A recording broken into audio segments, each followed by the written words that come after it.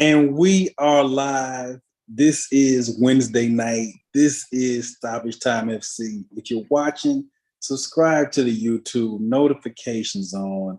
Sky Blue Joe, Big Blue Nation, Zach is here. And of course, the beautiful game is never dull. I'm gonna let Zach kick this off because we woke up this morning here in America about 6 o'clock in the morning, getting ready to have your breakfast, get the kids off to school, and there's breaking news. Zach, new ownership, but some things don't change. Go ahead and tell the people what's going on. Well, as you can see, if anybody's played video games, my background is Grand Theft Auto, the scene where he says, "Ah, shit, here we go again." You know, new owners, but same results. Chelsea decided to part ways with Thomas Tuchel. It almost seems like it was not that long ago that I was having this same discussion with you fellas about Frank Lampard and how it was time to move on. And you know, it's I feel the same way here. I don't necessarily think that he deserved to get fired the way that he did. But like I was telling some people earlier, if at any point you as an owner are thinking about sacking your manager, the more you wait, the worse off you're going to be. So if it's a thought in your mind, then you need to do it and do it quickly. So, you know, it's one of those things that he is a brilliant tactician, literally a brilliant tactician. I would put him up there with some of the greatest ever. Thomas just was not adapting very well to changes, and it looks like the players were not responding. Often criticized for playing players out of position. So, you know, it's c'est la vie. Life goes on in the world of Chelsea Blue, I guess. But in probably the quickest turnaround of events I've ever seen, it looks like Chelsea already have their candidate picked out, and we're just waiting for the final T's and I's to get crossed because it looks like it's already pretty much official. Wait for the fab. Here we go. Post that Mr. Graham Potter is going to be the next gaffer at Chelsea FC, which is truthfully is a brilliant pickup. If you're committed to a long-term thing at Chelsea and you want to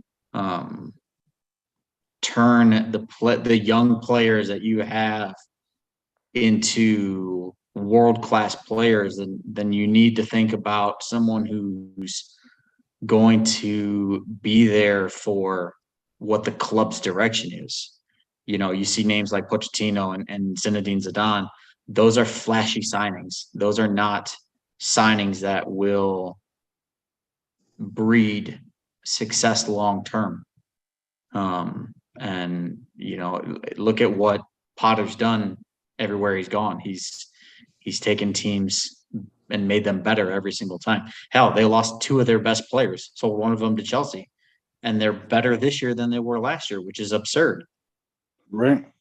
So I don't know what you fellas feel and how you guys feel about it being an indifferent party, but that's coming from the Chelsea perspective of myself. That's how I feel. Thank you, Thomas Tuchel, for everything you've done. You are your service to the club is will forever be remembered and cherished.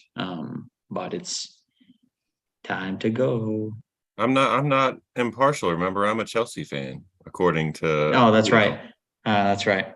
I'm a Chelsea blue through and through, apparently, even though I'm wearing this sky blue stuff for the better part of 12 years, 10, 12 years now. But I meant to tell you that your Chelsea kid's in the mail. Hey, thanks. I got to put that on today, remember?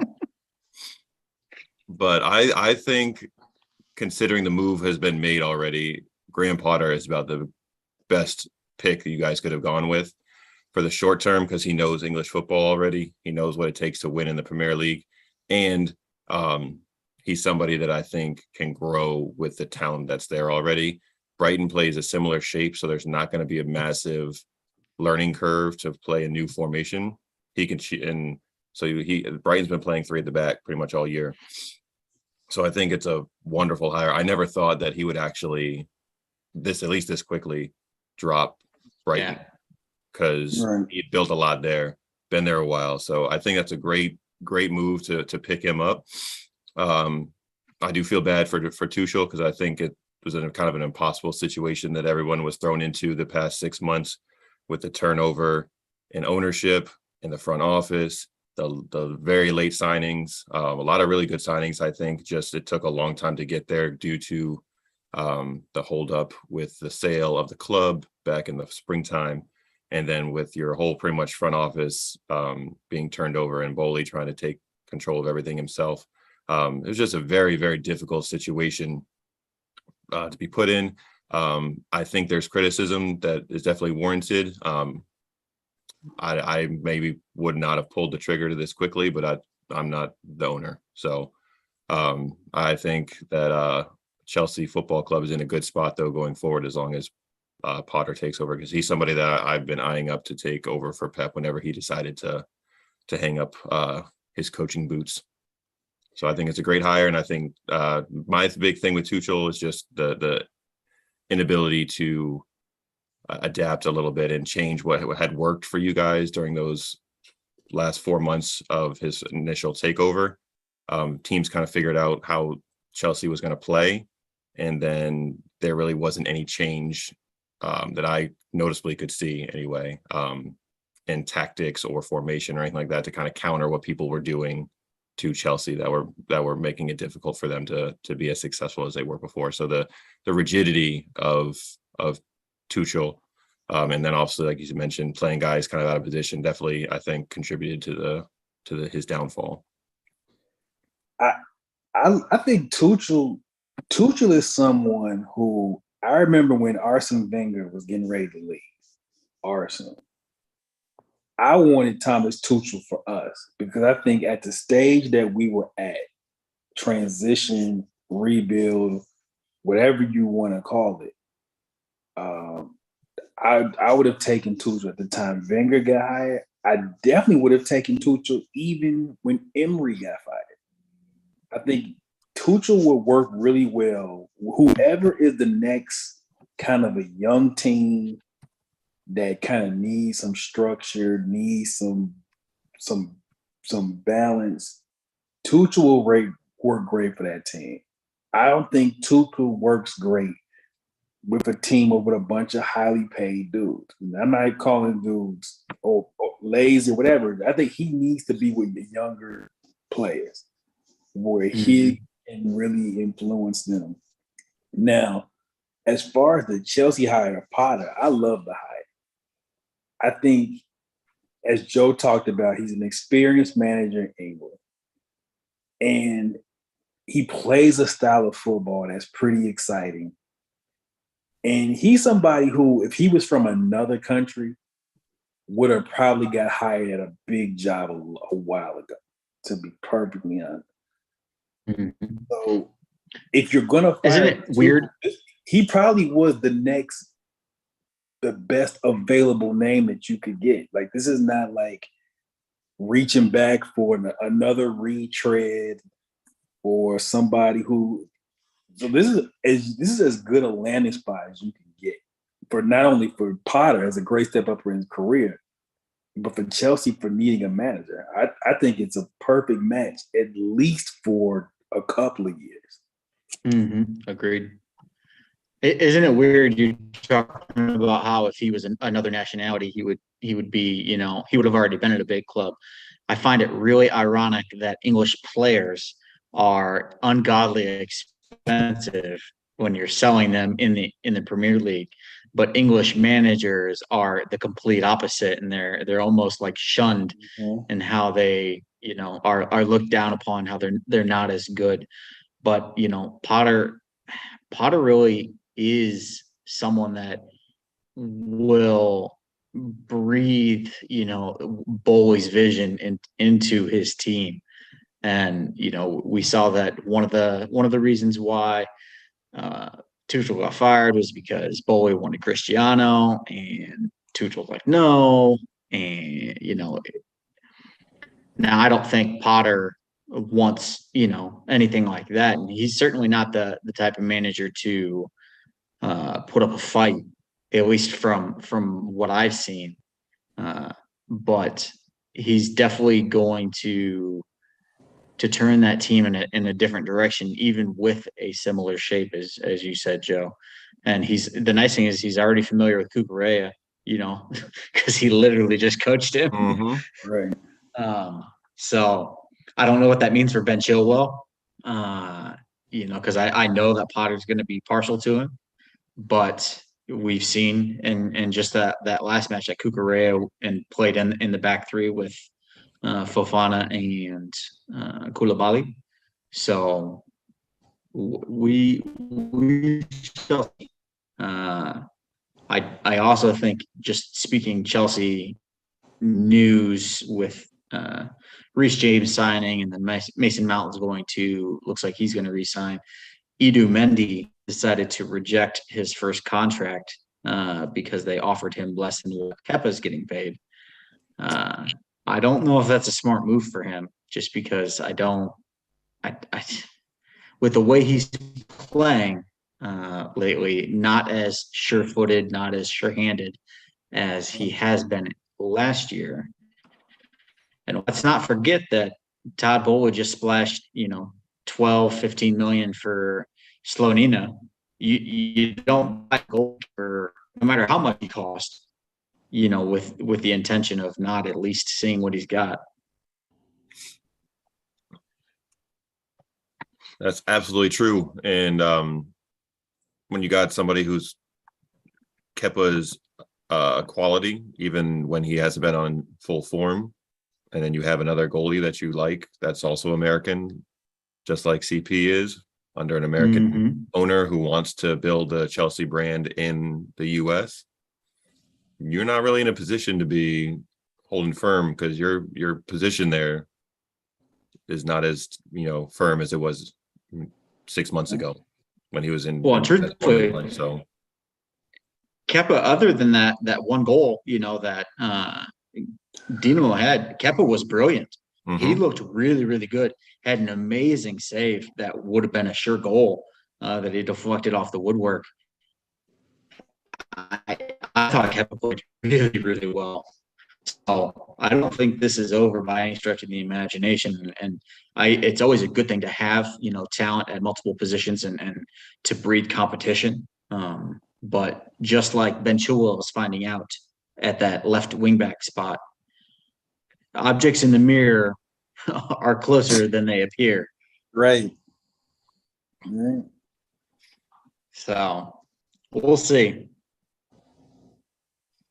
That we will. It's a interesting time to be a Chelsea fan, because you have the craziness that went down in the springtime.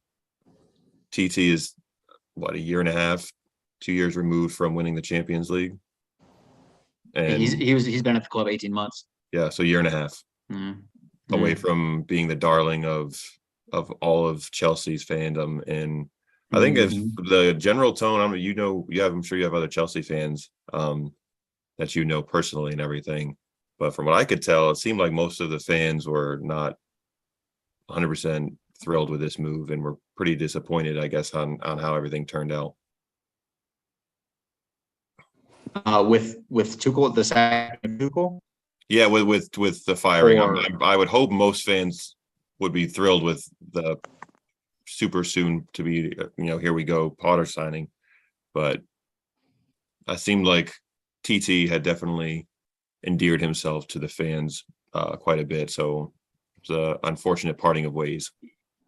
I think he has, and I think that every Chelsea fan, unless they're lying to your face, would say that they'll forever be grateful for what he's done, for Chelsea. I've seen a lot of a lot of positive happiness from the sacking. Not overwhelming, but more than I actually thought. Now, a lot of that probably has to do with they also like Christian Pulisic and his situation, and the unfair treatment there. So it's skewed being a U.S. Chelsea fan, but you look back and when Chelsea was in shambles, like literally Chelsea was in shambles. I don't really know how to describe it other than that. There's only one man that kept that club together, and that's Thomas Tuchel. We had an owner who was on his way out. His staff was on his way out. We had sanctions. We couldn't bring in anybody new. The only solid, aspect of Chelsea Football Club was Thomas Tuchel. So to do it over a 10-minute phone call like that, that rubs me the wrong way, especially, given all that man's given in the short time that he's been at Chelsea. But at the end of the day, this is a business, and your new owner just shelled out a metric fuck ton amount of money to bring in players that you wanted, including last minute signings of Aubameyang and Zakaria. They were both players that Tuchel wanted, and he made it happen. You have to produce, and that is the cross that all top flight teams bear. If you do not produce results, you will not have a job for long. Now, I don't know how, you look back, I don't know how Ole kept his job as long as he did. I'm surprised Arteta still has a job. Now, granted, it's paying dividends for Arsenal fans now, but these are clubs that demand results, and they don't like mediocrity. So yeah, Chelsea's known for that revolving manager door, but let's not get it twisted. Like clubs of that stature none of them take lightly to it. And if this trend with Klopp, if he continues down this trend, he will be on the hot seat. I don't expect it to happen. I think they will right this ship and they'll be just fine. But he's not. They are not playing good football right now. And as we'll cover here in a second, they got shellacked today. Yeah, that's a great transition right into the Champions League that just wrapped up for match day 1. Well done, sir. I got my moments. So we talk about Champions League match day 1. We're definitely going to talk about Liverpool and this kind of rut there. But I think it's only appropriate since we had Zach lead us off with all things going on Chelsea. We got to go over to Sky Blue Joe because it leads to the Champions League. But right now, it doesn't matter whether it's the Champions League. It doesn't matter whether it's Aston Villa. It doesn't matter West Ham, Crystal Palace, Boys and Girls Club, Erling Haaland, LeBron Haaland, Erling James. Obviously, it's a long season. We know this. But I'll be honest. I haven't seen anybody come into the Premier League like this in my lifetime. Henry had a slow start. I don't remember Van Nistelrooy having a start like this. This is unbelievable. His first 4 weeks of the season, where he just. So Joe, I know you. Aguero will always be a legend. We've seen City without a striker, but this dude is, as the kids say, this dude is different. He is a different thing. So talk about the Erling Haaland experience. He's a different beast for sure. People were a little, apprehensive to heap too much praise on him. Some people went one direction where it was just he's the best thing ever, and other people went the complete opposite, saying he's going to take a while to adjust to the Premier League and it's not the same as the Bundesliga and all that stuff. But he's putting those things to bed real quick because he's got 12 goals through 7 matches in all competitions so far. Back-to-back hat tricks. And he's not just putting away late consolation goals. He's scoring big, important goals that change the momentum in a match. And you can see when he scores a goal, how much energy and enthusiasm the rest of the players have for him. The energy level just raises up when he does what he does best, which is put the ball in the back of the net. And the crazy thing is they haven't even fully hit their stride yet with him. And that seems weird to say considering how many goals he scored already. But they've left a lot of chances out there on the field with either missing a pass, not squaring a ball where he's wide open. Phil Foden, you're my boy. If you're ever watching this, you know I love you, but pass the ball to the big Nordic meat shield. Okay, we're not going to be selfish out here and go for placement off the left wing. Just square that ball, let him touch that ball into the back of the net. So they're not even hitting their stride yet, like I said, and it's just been extremely fun to watch. And City hasn't even been, like I kind of mentioned, City hasn't even been at its peak. We've been down 2-0 and 3-1, 2 of our Premier League matches to Newcastle and Villa, and they showed the heart of a champion and came back and took those points when needed. So it's been great to watch. Kevin and Phil and Erling have formed a really nice partnership or trio, but the guy who has had the kind of like the best rapport with our new striker has been Ilkay Gundogan. Anytime he's come on and been on the pitch, him and Erling, they just kind of know when to run off of each other, and it's been really fun to see. And with Erling, he's obviously a physical specimen, speed, strength, all the things you want, but he's also really intelligent, and he knows when to make certain runs, and his positioning in front of the goal has just been outstanding. That's the thing about him. It's not just physical gifts. Like he's 6'4", 6'5".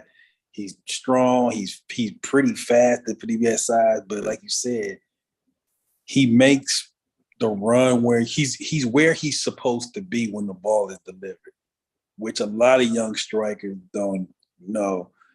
And I love him because he's probably gonna come against us and probably give us all types of hell. But he's an old school striker. Like people who remember what football was early 2000s, late 90s, when dudes with the Drogbas, the Henry, people like that. He's one of those. He reminds me so much of Drogba. Like Drogba in his prime, he reminds me so much of such a similar style. But I honestly, I think Erling is better and more talented, gifted wise. He's done more than just hit the ground running. And as they say, in other news, water makes things wet. Erling Haaland scores goals.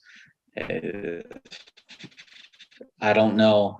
Honestly, I think the thing that's going to hurt him the most is going to be the World Cup break, because he won't be playing. He'll be stuck in Manchester, taking shots at Scott Carson instead of getting, solid. Instead of getting solid game time at, the World Cup. That's going to be his biggest downfall. And hopefully he can, I use the word hopefully very loosely there. Hopefully he can, continue his success. That month layoff for sure for him and for pretty much all players who are not going to the World Cup to play with and represent their country, how they stay fit is going to be very, very interesting, because on the one side, they're getting a break in the middle of the season that they normally wouldn't, to rest or to recover from injuries. But on the flip side of that coin is you're not playing with your team regularly at all. There are no matches happening. So you're whatever form you had going into the break, that's bye-bye until everybody gets back and you reconvene with the normal crew. So I definitely feel you with what you're saying there. I think what makes him dangerous too is that, like it's a long season. He'll have a dry patch at some point. Oh yeah. But because he require. I hate to always bring other sports into it, but like basketball, he's gonna require a double team now, which means Foden's, Grealish's, Gundogan. No. De Bruyne's. The first one. They're gonna have free looks, but at some point, because one center back can't cover him. Like you watch some of the goals he scores, and he just dismisses, just gets him out. He just moves people out of the way. And I can't wait for the first Manchester derby when you see Lisandro Martinez and Erling Haaland. He's gonna eat Lisandro Martinez. The pictures, the stills that they're going to see of them standing next to each other, getting ready to make a run into the box with Lisandro here and Erling out of my picture is going to be just wonderful. It's going to be. I always flash back to the Matt Miazga versus Mexico height. You must be this tall to ride this ride kind of vibe, good. And so good. I don't know, man. Speaking of strikers, though, and this literally just popped in my head, and I want to ask you guys the question now that Tuchel is gone. What does this bode for Romelu Lukaku? Because he's on loan. He's not. They did not sell him. With TT leaving, and their relationship obviously not the best.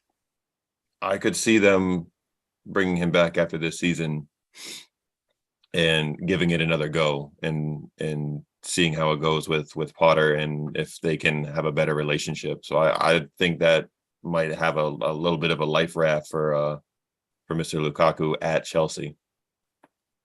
I think I think he could come back too. I think the way Potter plays will also do wonders for someone like Aubameyang, because the way they play, if everything falls together, like Brighton would create chances. They never had the striker up front for the chances they created. Lukaku, Aubameyang, you'll get chances. You will get shot. It's just gonna be a matter of you convert it. But now that Tuchel is gone, Lukaku coming back has to be on the table. If for no other reason that his salary is so much, we have to see if we can get something out of it.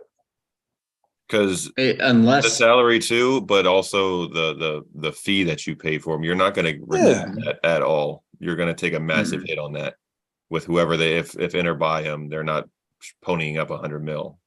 So right, it's worth, I think, at least giving a go. Well, first you got to see if he wants to, because obviously he was hell bent on going back to Inter, and that's fine, given the dynamic and everything that was going on in London. But he may say no, like figure out a way to sell me. I'm not coming back. Well, I mean, you're under contract, so you're coming back. But I would be interested to see what happens with him, because obviously you're not going to get the 100 million fee that you paid for him, and Inter is not stupid. They're going to do good business, I mean, so we shall see. This window really hurts in retrospective now, knowing what I know now, just to see guys like Timo leave, and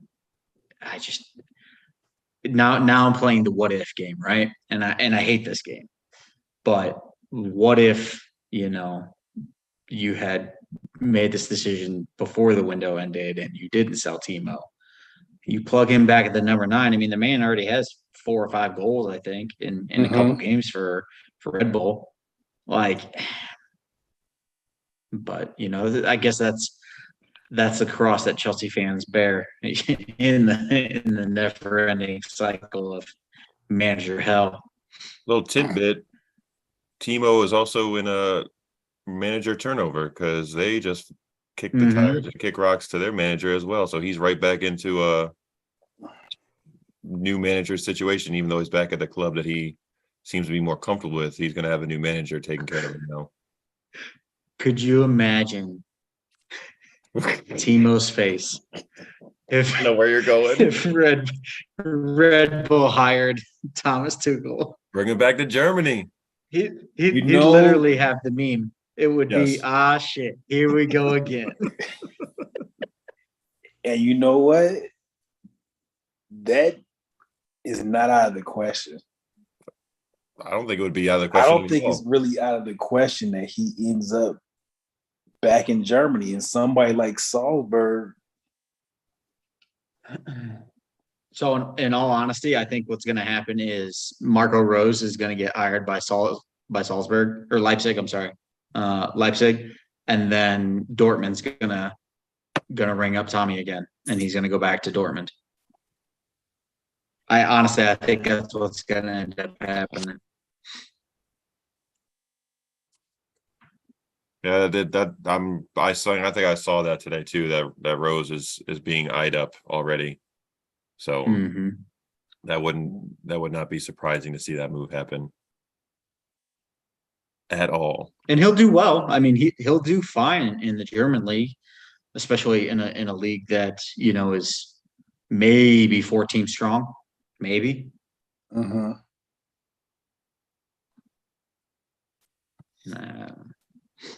Be very interesting to see the carousel here. We do have to segue though, because Ronnie, you're not out of the woods. We talked about our clubs. Nah, man, let me be. Yes, let me be, man. No, man. What are your thoughts after the showing in Manchester? So that loss, I'm not gonna say it was predictable, but it just doesn't surprise me. We didn't play well at Old Trafford with Henri, Vieira, Bergkamp, and Wenger.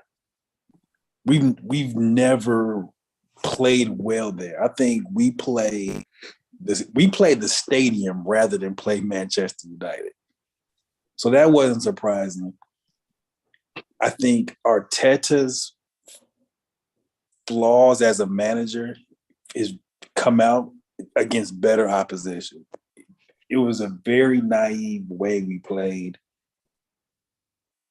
We're down 2-1, and you're playing basically 10 guys inside the other team's opposition. And the opposition's had with a midfield that is super suspect. And I think we are. So I'm good with the start. We won the first 5. We lose at Old Trafford. It's not a problem. But you saw the things that concern most Arsenal fans. A very suspect midfield that even again is going to struggle against even Manchester United's midfield is not great, but they're better than ours right now. But I'm great with the start. We beat the 5 opponents we should have beaten. We beat. You beat the team you're supposed to beat. But performances like at Old Trafford will raise questions because we've not done well against the big opponents. Man City has handled us for pretty much the last 5 years. I think we won 1 at Stamford Bridge in like the last 6. We've gotten handled by Liverpool pretty much on a regular basis. even Manchester United, this is like the worst edition of Manchester United of my lifetime. We haven't beaten them at Old Trafford like one time in like 6. So until they show against big opponents, Spurs, we struggled with Spurs at Spurs for like 5 years in a row. So until they show it against the big teams, there's always going to be questions because, as you all know, you all have won league titles. You're not going to beat everybody you're supposed to beat. You will drop points and lose matches to somebody you're not supposed to. Over a 38-match season, that's going to happen. So what happens when you play the big opponents? And we have not proven that we can consistently put on performances against the big opponents. I'm about halfway through the Arsenal All or Nothing on Amazon Prime, and the question marks that I guess the front office had for Arteta wasn't his tactical awareness and his strategic things. It was, from what I could remember watching, they were concerned with his like man management and personnel messing with the players. Do you think he's gotten better with that, or you think that's still kind of a holding point? He's like Tuchel, ironically, in that a certain type of player he can deal with. And they've chosen to go with this younger, cheaper strategy because these are players he can deal with. If you watched All or Nothing, notice they go through the whole Aubameyang saga. But look at the players they didn't even bother talking to. Lacazette was hardly featured in All or Nothing. Right? Nicolas Pepe never featured in All or Nothing, period. But yet you get a lot of the Smith Rowes. You get a lot of the Sackers. You get a lot of the older. You get a lot of these younger guys. So that strategy is going with the future. However, can you really, what is the ceiling in a league of Man Cities, Liverpool's, Chelsea's, and Tottenham against older veteran teams? So let me ask you this then. Is Arteta still the answer? He's the answer. Without sitting on the fence, if this is what the strategy is going to be, younger, cheaper, yes, he is. If that's the strategy. If you're asking me, you can win a league title with Arteta? No. You can't. I don't think you can't win a league title without having some veteran, older presence in your squad. It's not a league that's built for strict youth. You can't. You're gonna have to deal with some guys with a little ego to win a league title. Some guys who maybe are not disrespectful to the manager, but some guys who make a lot of money. Guys who have been there, done that. You look at Chelsea, the Diego Costas of the world, the John Terrys of the world, guys who've done it. Sky Blue Joe, you talk about guys like the Agueros, Yaya Toure, you talk about Benson Company, you talk about guys who have ego, make a lot of money. You win titles with those. You don't win titles with Boy Scouts. You don't. Speaking of Diego Costa, he's back. We're about to see the return. We're about to see the return of the man. He's back. Right. You know what I'm saying? You look at Chelsea's last title team, you got Conte. Conte and Diego Costa is about as wild a coach-player combination you could possibly have. Yep. Arteta could never deal with somebody like Diego Costa. Never. No. But those are the people you win with. Yeah. So you got to have a couple of them at least. Got to have a couple. So it exposed, Joe, to your question, it exposed his limitations that he's not going to be able to deal with certain people. which is why I don't think we got Yuri Tillman for that reason. I don't think Arteta could deal with it. So that's interesting. Fofana and Tielemans, they're very similar in the fact that they're young players, but they carry that swagger, that attitude that they already know that they are going to continue to produce at a high level, and you're either going to be with it or you're not.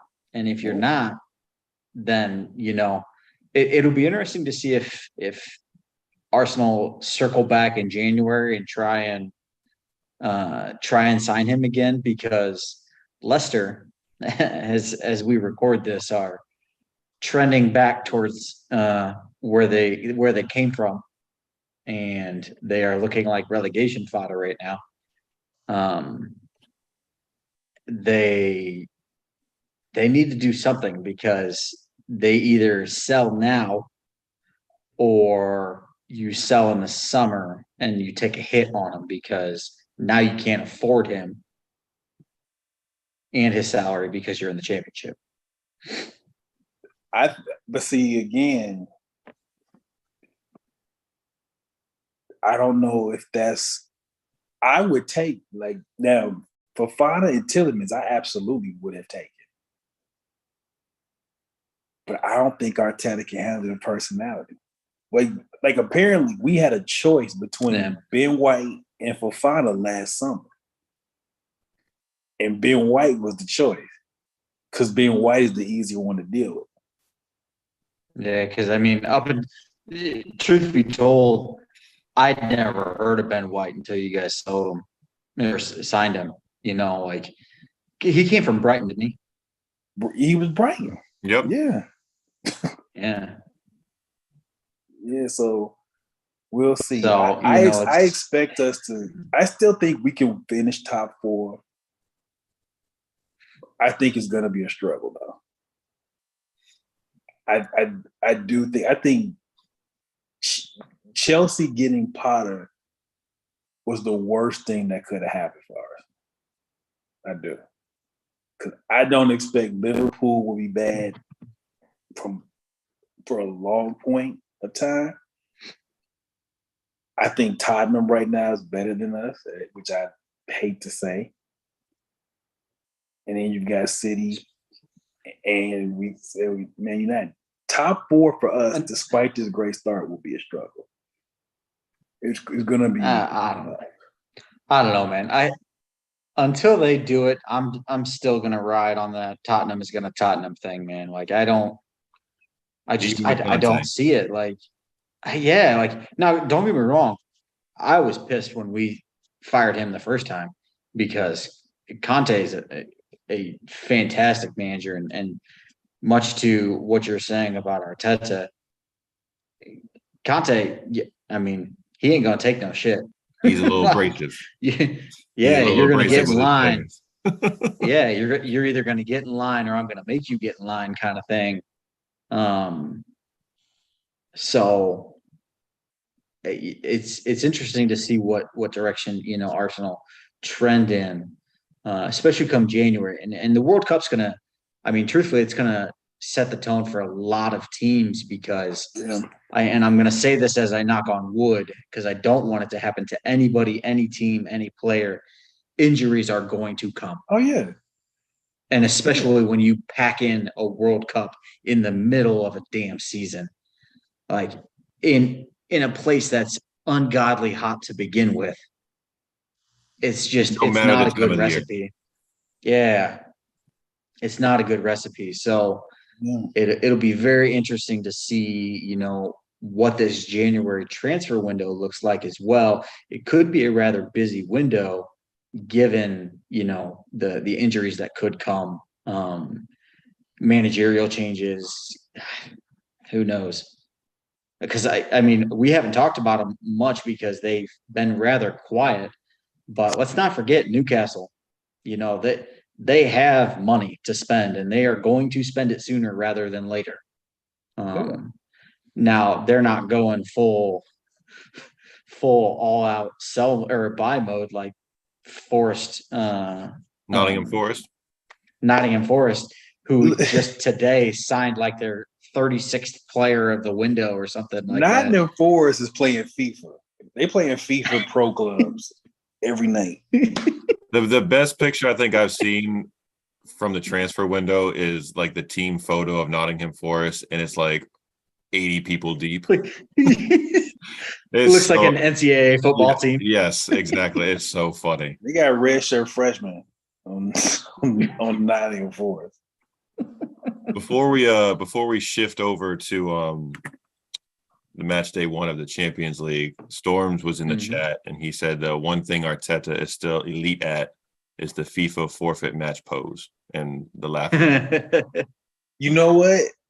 Even They though caught him. Storms is a Manchester United fan, usually I wouldn't take that. That's actually funny because it's actually true. It's not wrong. And It's then actually not wrong. the second Storm, shout out Storm. That's funny. That's right. The second little nugget that I saw was from Fab's YouTube podcast that he has, and he said the reason one of the big hangups for the Cucurella to Man City deal wasn't just the price, but they were also demanding Julian Alvarez on a loan deal to come back when we were trying to get Cucurella to come to City to play, and that was a very hard no. Pretty much a fuck you off to anybody who was trying to come get Julian Alvarez because he was deemed untouchable by Pep and everybody because they knew the quality that he had and how important he was going to be for our club. So I thought that was interesting that was a big hang up for the Cucurella deal, which kind of led to Chelsea coming in and putting up paying extra, I think, because they didn't include Levi in the deal. Is that right?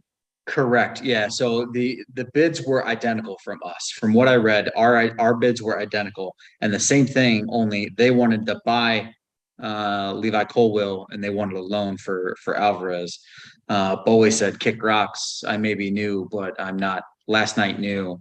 You can have Colwill on a loan with no buy option, and we'll pay a little bit extra." So it ended up being about 62, I think. With 62 million pounds is what the Cucurella fee was, but that was because we said no, you're not getting Colwill. You can have him on loan, and that was. But yeah, it's very interesting, and that lends to who I hope all that transpired from the guy that Potter is supposed to be bringing with him. Potter's head of recruitment for players is supposed to be one of 3 staff members that will be coming with him to Chelsea. So hopefully that's the case, and it helps having Levi Colwill here next year, because we would go from having very little center back depth to having a ton when you factor in Silva, Koulibaly, Fofana, Colwill, Chalobah. And then you have guys like Cucurella and Reece James who can play there in a pinch if you want to stay in a back 3.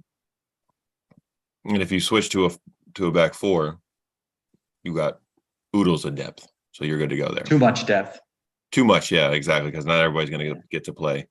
Quick shout out to Manuel Akanji, our new center back who played great in the Champions League last night.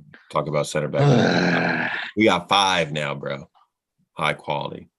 Speaking of Champions League, let's hit the groups up. We'll see Group A standing. Yeah. Talk about the matches a little bit. In Group A, we stand with Ajax at the top. Once again, with a big win, 4-0 win over Rangers. And then the big surprise was today with Napoli just hammering Liverpool 4-1. So it's wax that ass. Big time. I watched a good chunk of that first half and a little bit of the second half. While waiting in line to pick up Jordan from school today. So it was a good time to catch up on some Champions League. So we got Ajax in 1, Napoli in 2, both sitting on 3 points, and Liverpool is in 3, and Rangers is sitting at 4. So that Liverpool match, I don't know what happened on the flight or how many dodgy pizzas they ate, but they came out super flat and looked absolutely terrible that first half.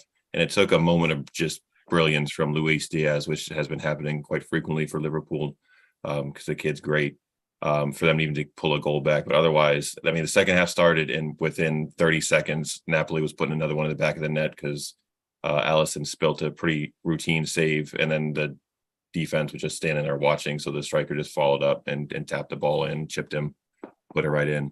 It was a almost like very bad showing from Liverpool. I don't know what Allison and Mendy have been doing in the offseason, but that shit ain't it. They better tighten up because it's not a good look for either of them. I definitely did not expect a 4-1 whooping to happen. And this goes back to the same thing that we keep saying over and over. That midfield in Liverpool is awful. And the fact that you have guys like James Milner, Jordan Henderson starting in 2022 is fucking absurd. Like there should be no way those guys. Anybody who has James Milner's on like FIFA 06. Legitimately is on FIFA 06. He's starting Champions League games. The fact that you're in that position, and it's not a slight on him, because it is what it is at this point. He's 38 years old or something, like 37, 38 years old. He's just not the guy he used to be. He used to be a very quality midfielder and a good utility guy, but you cannot. Yeah, exactly. You can't have your club be in the position where he's starting in the midfield in a Champions League match. It's just, and what's crazy is in the match, the midfield was getting overrun, but the back line was an absolute mess. Gomez was all over the place. He was partnering Virgil today, and they had to take him off at halftime and replace him with Joel Matip because he was that bad. Yes. 45. He was just, the back line was all over the place. There was no shape. There was no desire or will. I mean, it was not a Liverpool team that you would recognize. And it's becoming a theme because this has been an issue for them the whole season, where they just haven't looked like they've been up for matches. And that's something that, as Klopp as the manager, you don't expect to see a Liverpool team or a Klopp coach team come out flat and with no energy. They might, get beat, but you don't usually see them just walking around and just looking lethargic and not really into the game at all. And that's what has happened several times this year already. Let's not forget they've let guys like Giorgio Wijnaldum leave so they could keep guys like Milner and Henderson. But they got Thiago. No, don't. Okay, yes, and I know what you're doing. Yes, but Thiago's quality. Oh, absolutely. Like if he could stay healthy, that would be a huge asset to them.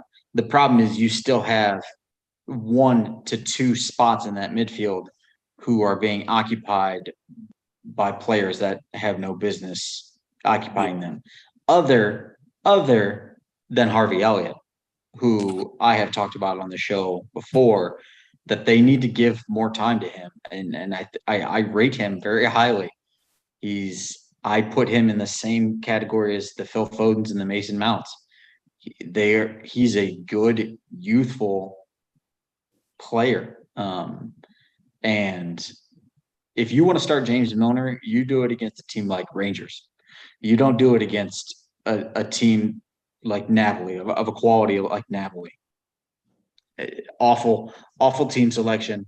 There was, for all the shit we give Tuchel about not adapting and not changing during the game, Klopp was just as bad today.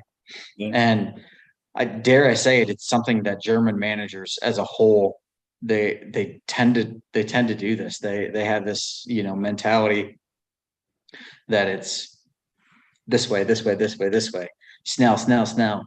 And it comes back to bite them when, they get exposed. And you have games like this where it's 4-1 and instead of it being a 1-1 match or a 2-1 and you pull it out.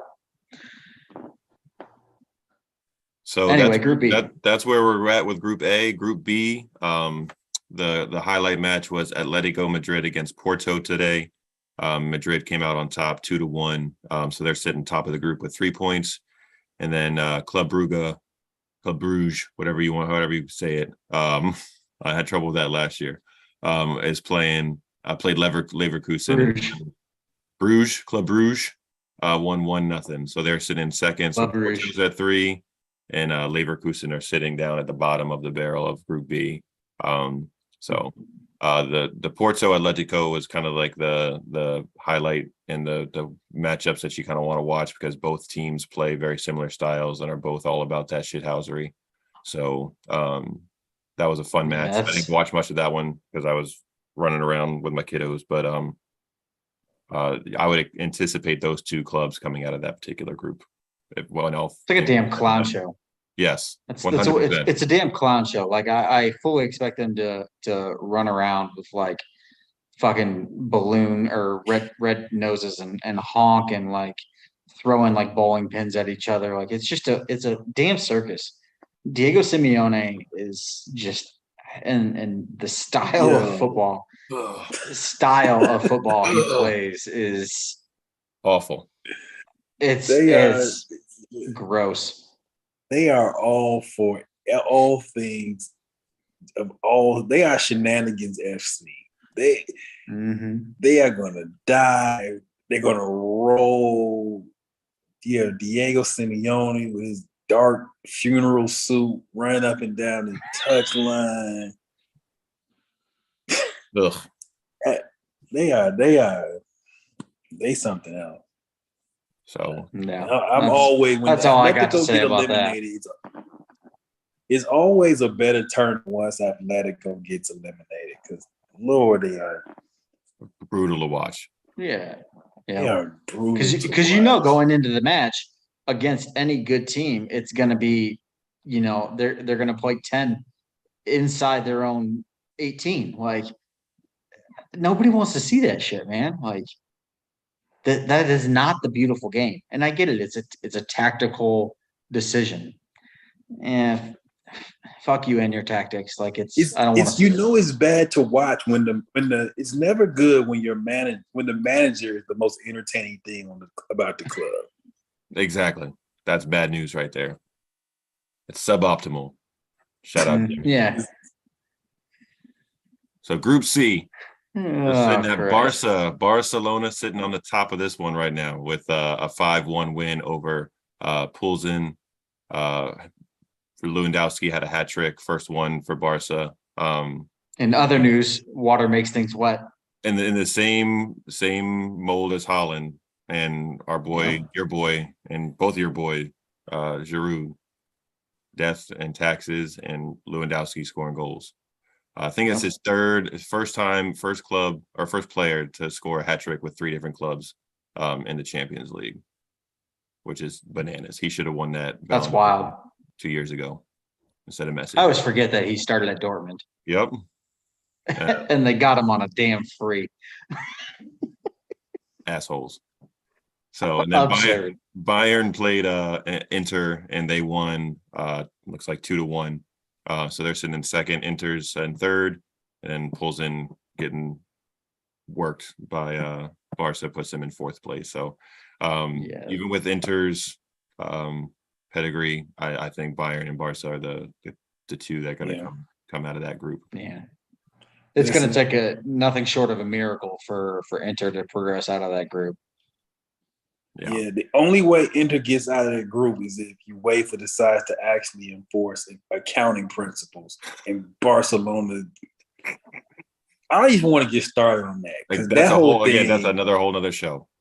That's a whole. Speaking of Barcelona players, did y'all see Jules Koundé? I did see what he said. Yeah, his little Instagram or story, whatever that shit was. Oh man, what did he say? I ain't never wanted to see someone take a random elbow to the back of the head in a match ever. What did he say? That.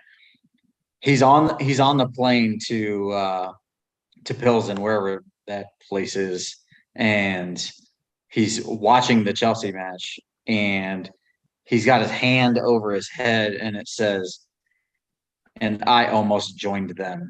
Was his caption on the thing? He's throwing some big shade directly at Chelsea. So, I was like, man, it took like, and you guys know that I wasn't super high on Koundé to begin with, but that just took my level of despisement for him to a new echelon. Like it. Man, you little. Yeah, exactly. Yeah. Totally unnecessary. Hey, Jules, just make sure your money hits on the 1st and the 15th. Just make sure Yeah. Worry about that shit. Exactly. Sure you check your account. Your current teammates can tell you all about that. So free Frankie. Free Frankie, man. Group D, Sporting over in Portugal had a 3-0 win over Frankfurt in Germany. And then Tottenham had a 2-0 win over Marseille with Richarlison scoring 2 for Tottenham. So it's Sporting, Tottenham, Marseille, and Frankfurt in Group D. The easiest damn group I've ever freaking seen. Yeah, Tottenham they better win that. They better come out first. Yeah, Tottenham better finish first in that group. Because Marseille and Frankfurt have nothing for them, and Sporting they should beat. So Tottenham should win that, and then we'll see what happens in the second spot. Sporting got rated a little bit with some of their players. They took an L on transfer window, but they always seem to have ready-made players filling in for them. So shout out Dimitri Payet though, still balling at Marseille. That he is. Dimitri. West Ham. So on to Group E, Zachary's group. Zagreb next. Zagreb with a 1-0 win. This puts them at 3 points. Milan and Salzburg tied. So they are both on 1. And Chelsea is currently residing at the bottom of the Group E table on no points. Yeah, Joe, we heard you. I think Chelsea still news, bro. I think Chelsea still wins there. It was a rough start, didn't go well, but I don't see any reason they still don't win that group. That tie, that Salzburg Milan tie is huge. That's a huge help because had Milan won against Salzburg, then it would have been a much more difficult mountain to climb. But it is still possible. I'm kind of in unstable ground right now because I feel like it's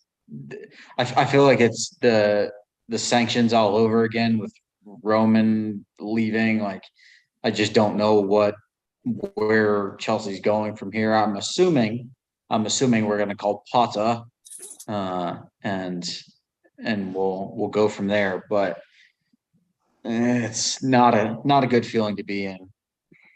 It's y'all's turn to feel this shit because I'm tired of it. I don't want it anymore. I don't want your life. That's what I'm saying to you. I can't handle that shit. No. I have to deal with that with my other sports clubs. I'm not doing that shit with Man City. I'm done with that shit. So. It's stressful. Yes, it is. Stressful. Yeah. So that's the one thing about Potter, though, is he has 0 Champions League experience. So that will be a new foray for him. So they'll have to get their stuff together quickly. Because this week we got Champions League again on next Tuesday and Wednesday because of the World Cup schedule where they condensed the fixtures quite a bit. Yeah, like the group stage will be finished by before the World Cup, I think. Yeah. Yep. Yeah. So it's wild. Going to be condensed hot and heavy. So Group F, Shakhtar Donetsk over in Ukraine put it on Leipzig 4-1 today. Win. That's massive for them. Huge win for them. So they're in first with 3 points. Madrid won. I mean, big for the country of Ukraine. Yeah. Absolutely. Because they had 2 winners. 2 winners this week with Zagreb and Donetsk. And then Madrid. No, Zagreb's Croatia. Croatia, not Ukraine. Might Eastern Bloc, same thing. They were all one country at one point, right? Madrid won 3-0. 3-0, so they're on 3 points. Leipzig and Celtic are both on 0 points in the same goal differential right now. But Leipzig's in third because they actually got a goal. So Madrid should win that one fairly comfortably. That is not a very difficult group for the reigning champions. And we'll see if Leipzig can get them together with a new manager. Otherwise, we might see Shakhtar move on through. Eden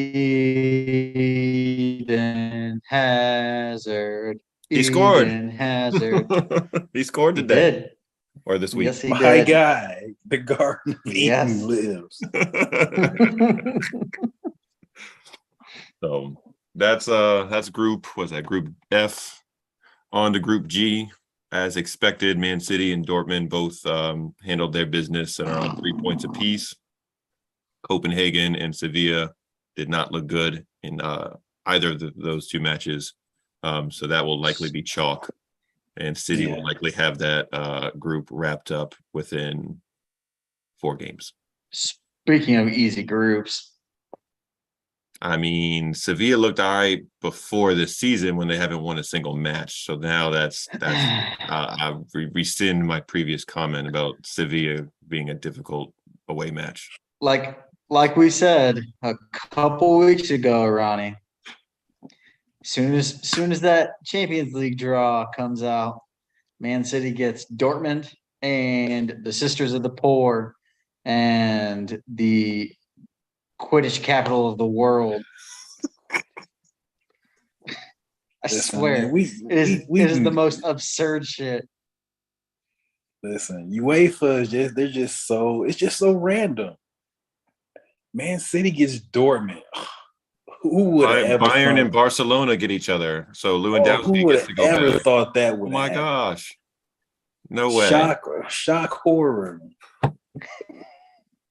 Get out of here. Sure. UEFA so anyway. What do you next mean? group. Last group is Group H, home of PSG, Juventus, Benfica, and Maccabi Haifa, wherever the hell that is. They Maccabi Haifa. Benfica. That's gonna be our sheriff team for this year. They might not win, but that's gonna be our out of nowhere random ass team in the Champions League. Now, you talk about the stress of being a Chelsea fan. Think of the stress if you are a PSG fan.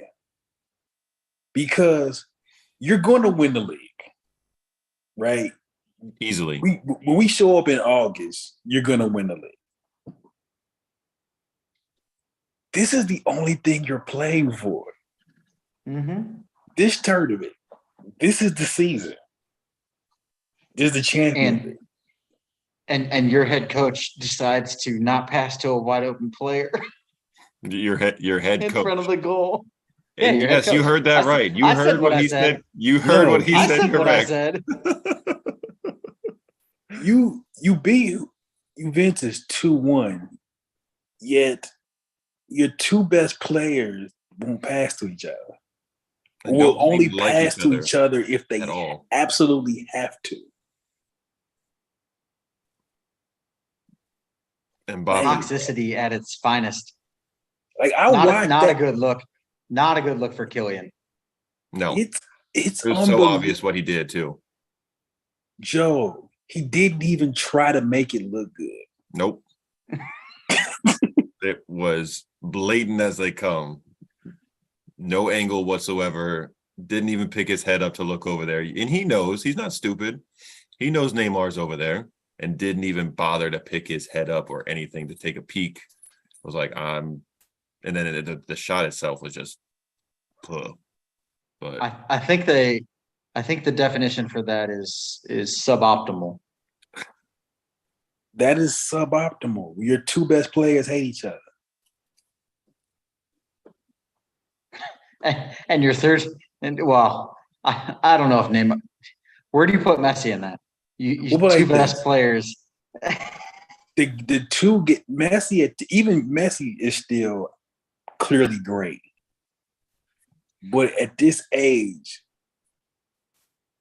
Messi might have to drag us through another Champions League because the guys who are supposed to lead us despise each other. No interest in each other. It's not trending in a good direction for Paris at all. like long term. I think the worst mistake they made was shelling out and naming Killian the head coach like that. They are, yeah. What? No, it's true though. Like, and I like him. But I that don't. whole I thing. don't like that. I give Neymar a lot of shit, like, and everybody knows it because as talented as he is extra Charmin soft. But whatever Mbappe is doing right now is far worse than the shit that I give it Neymar. And for once in my life, I'm going to actually say I feel bad for Neymar because that just watching that as like a non-partisan I'm not a fan of Paris. That's not a recipe that you want when, like you said, Ronnie, this is all they're playing for. This is it. That is it. Yeah, the rest of and anything in the French league, French cups, that doesn't matter. None of that even matter. It's this tournament. And even the group stage, because they're going to get out of whatever group they're in. Yeah, they'll get out the group. They're good enough to get out the group. What it comes down to is the knockout rounds. And then every one of those matches becomes an absolute just anxious and anxiety riddle thing for their fans because that's literally all they're looking for. That's all they want. They get matched up in a knockout with Chelsea or an English team. They will struggle against any English club in a knockout stage simply because they're not together and because the two best players hate each other. They can get away with that kind of stuff in the group stage and the French league, but when it comes down to the better teams, it's gonna rear its head. It's gonna be a problem. So that's where we stand with the Champions League. Next week it starts off match day 2. So we'll have more to talk about then. We'll see where the groups are in a week from now because we'll have new matchups and hopefully no more drama coming out of the Chelsea camp. Oh, there's going to be drama one way or the other. It's going to be drama. Someone's going to come out of nowhere and we're going to hire, there could be nothing more dramatic than Chelsea like hiring Thierry Henry or something ridiculous. Let me ask you this before we get out of here. I know you two follow men's national team, U.S. pretty strongly. Is this the life raft for Christian Pulisic? No. Sorry. It's over. Sorry, Chelsea fans. Sorry, U.S. men's national team fans. This isn't the life raft, huh? And this is what I talked about. Like, I just don't know if he's got the heart in him. I think Christian has always been one of those players that has been better than everybody else. And even at Dortmund, like, he was his first real culture shock of okay, I'm no longer the best player on this team. And like when we paid 70 million for him, but that was because of who he was, not because of the player that he is. We paid for the best American player there is. And that's why Boley didn't let him leave on loan. Because Joe said it. He's trying to capitalize on that American audience. So the one thing, and I kind of got into this debate in the U.S. soccer group. So obviously he's not a starter for this team. And any way you look at it, I don't think he's a starter. Would you rather have Christian Pulisic as a non-starter but guaranteed to be healthy for the World Cup? Maybe not on peak fitness or peak form. Or would you rather him run out there every match, possibly be on peak form, but be an injury liability because he hasn't finished the season without an injury that I can remember. Do you think, Joe, I don't think it's a question whether he'll get picked for the World Cup, no matter how many minutes he does or does not get. I think he'll get picked. But let's say Zach is right, which I have no reason to believe he's not right, and he continues to not get minutes with Chelsea. If you are the U.S. men's national team coach, can you say Christian has only played 300 minutes leading into the World Cup? And as Zach said, he's not maybe fit because he hasn't played. But we can roll him out there for 90 minutes the first match of the World Cup with no minutes under his belt. If Berhalter is going to keep to what he said in the past, it's been about fitness, and if you're playing regularly for your club, that's how you get minutes for him. And if Christian is not, unfortunately for him, there are a lot of attacking players that play his position currently that are getting regular minutes and have performed very well for the national team. We could easily run out Weah and Brendan Aronson on the wings and look just fine, in my opinion. Musa's played brilliantly so far. I think the three in the middle are a lock for Qatar. It's going to be Musa, Weston McKennie, and Tyler Adams. So there's not a spot in the midfield for him. So you're either playing wing or a false nine. And Aronson has played really well for Leeds, and he has been an absolute nightmare for the CONCACAF teams to deal with in qualifying. He's been great. He's been one of our best players throughout the qualifying campaign and through the tournaments in the summertime. And Weah provides something that we don't have in his speed and physicality, his athleticism. So, truthfully, I think that Weah and Musa are fighting for one spot, because right now, if you ask me today, who's starting on the wings, Aronson is one, and then you have three names all fighting for one spot. That's Musa, that's Weah, that's Pulisic. And with the way that historically U.S. strikers have been dormant, but Josh Sargent is playing really well in the championship for Norwich. Jordan Pefok has played lights out for Union Berlin in the Bundesliga.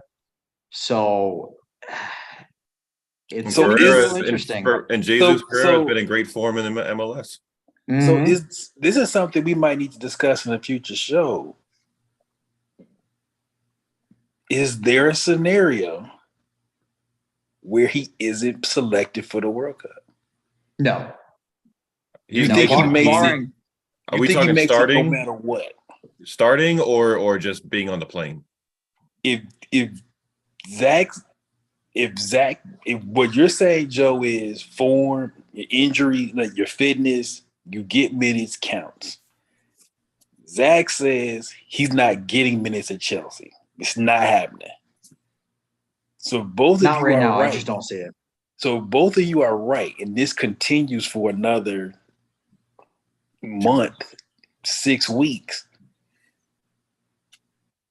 Are they going to have a decision to make it with U.S. men's national team and say, "Yo, we know the name, what he brings, but the fact is he doesn't play. And how can we bring him if he doesn't play?" I think he's got a spot on the plane no matter what. Really? Absolutely. Regardless, I think he's on the plane. Whether he starts or not remains to be seen, but I think he 100%. Even if he doesn't get minutes, he's going no matter what happens. They're not going to leave him at home. No shot. He's too good. As much as I have been critical of Pulisic lately, he's still a very brilliant player. He is very Garden of Eden-esque, if you will, in his electric capabilities. Truthfully, I would love to see him come on at 60 minutes and add that dynamic. I think he'd be brilliant. And some of his best form in a Chelsea shirt has been when he's openly embraced that super sub role. But I don't know if he's a lock to start anymore. Now, a lot can change. Maybe Potter falls in love with Pulisic, and he's one of the first names on the team sheet. And if that's the case, then we'll have a very different discussion come November when the World Cup is starting. And I would love to have an actual show on this. And the last World Cup we did a preview. Yeah, I think we should put that down as a show topic because especially if he continues to not play. Mm-hmm. If he get now, exactly like say, if Potter can find something, he starts to get minutes, then that might kill our show. But if he continues to not play, I think, and you all follow way closer than I do, maybe we could get somebody from one of those groups who follows it too to come on the show. If he continues to not get minutes, him getting on the World Cup, I would really love to have that discussion if he continues to not play. Christian's problem is he likes to float in the same spaces that are occupied by other players. And for the life of me, I can't understand it. Like, for as brilliant as he is, every time I look up and I see him, he's standing next to a person he shouldn't be. And I'm like, what are you doing, bro? Like, play your own damn position here. I love players that are free and they're not tied down to, a specific spot. But that doesn't mean you occupy a spot that someone else is already there. If I had a nickel for every time I saw him and Kai Havertz in the same area, I could have bought Chelsea. And no disrespect to those two players at all, but you have to be a certain caliber of player and a certain stature to have that freedom to roam wherever you want, and other players kind of like get out the way. Right. Because Kevin does that with City all the time. He roams wherever the hell he wants to, but it's because he's fucking Kevin De Bruyne. I just think it would be interesting because you all named like 7 people who play an attack who like, yeah, that dude's playing well. That dude's playing well. That dude actually gets minutes. He actually gets minutes. And it's like, I mean, I get it. Christian Pulisic is like the golden boy. He's kind of been the poster boy of U.S. men's national team. But I don't know. I guess I'm like, if he doesn't play, I mean, it'll be something. We're gonna table that. That will be a show. As we get closer to the World Cup, for sure, we'll start breaking down the groups. We'll start breaking down some U.S. national team stuff for sure. And last World Cup we did it, through the website. And we wrote up a bunch of stuff and gave some tactical explanations. This time, I'd really love to do it, via a show, and share our screens, and we can show potential lineups and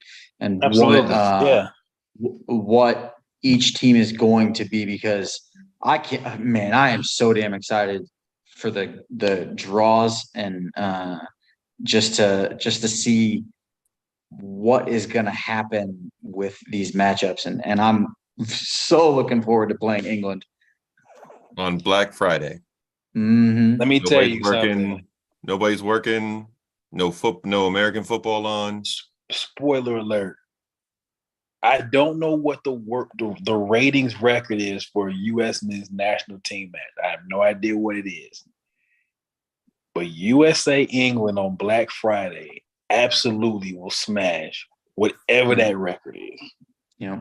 I think the Belgium match is probably the highest rated match, where Tim Howard had, what was that, like 14 or 15 saves. Crazy amount of saves, yeah. It took they took Belgium to extra time. I think that's probably the highest rated one, but this one by far, because and I used to joke a lot with our English Joe about the treasonous war, but this is essentially a rematch of the War of Independence. It's the War on Independence. It's Thanksgiving here. It's Friday. Yep. It's going down. Final thought on my part.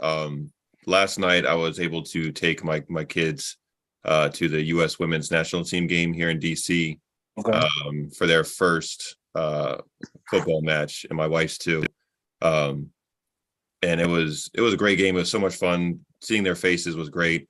But the big thing to take on our end is that after the game, they got to watch the signing of the new CBA for the women's and men's national team. So there's going to be equal pay for men and women who are representing their country in the soccer world. And on a personal note, having my daughters get to see that live, that historical moment, was really special. Who both play soccer, or very much getting into it and becoming diehards just like me. And for something that's going to be talked about kind of in sports world and kind of crossing over into just the regular history of our country and everything like that, was really special and very cool for them to get to see that live and be there in person to witness that. So it's a somewhat controversial topic because there's some people who feel very strongly one way and some who feel very strongly other and on this one. But for me personally, I'm very, very excited that I got to take my daughters to see that and be their first soccer experience in person. So Absolutely. Very, very cool moment, and very something that I am definitely going to remember forever. So, but you guys got final thoughts, wrap it up. We've been going for almost an hour and a half. It went a little longer than we had normally go, but we got rolling. So Zach, what you got?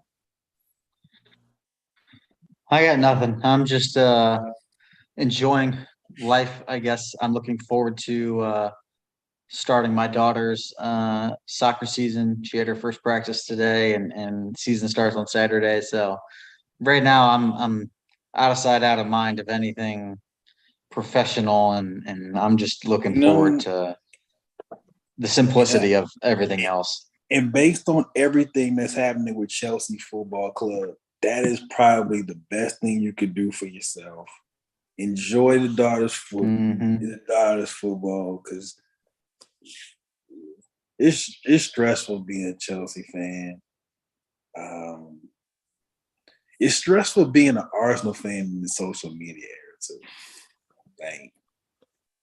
Like, and I'm never a everybody hates us type, woe is me, but Lord knows social media had them tweets loaded up, waiting on us to lose that one. They had it ready. They were prepared. They were prepared. The draft folder was full, ready to go. So, but we'll be back, man. Interesting time, and we come, whatever we said in 2 weeks might not even be, because this crazy game of ours, boy, it will take you through the ups and downs and through the ringer. But we're here, Stoppage Time FC, Sky Blue Joe, Potter's Arm.